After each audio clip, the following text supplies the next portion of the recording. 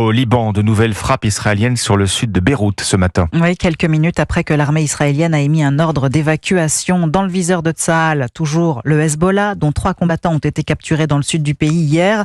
Les 3 terroristes étaient, selon l'armée israélienne, retranchés dans le conduit souterrain d'un bâtiment utilisé par la milice chiite. Les souterrains sont un refuge de prédilection pour les terroristes. Ils en ont creusé des centaines de kilomètres. Oui, ils les utilisent notamment près de la frontière pour harceler des villages israéliens.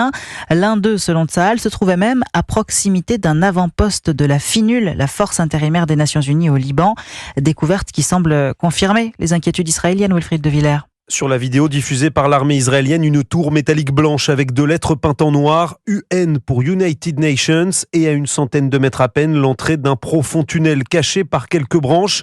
Selon Tsahal, il a été creusé par le Hezbollah sans aucune réaction des casques bleus, un réseau développé depuis plusieurs décennies dont l'existence n'est pas un secret pour Israël, mais ses services de renseignement ne parviennent pas à en mesurer exactement l'étendue depuis la guerre de 2006.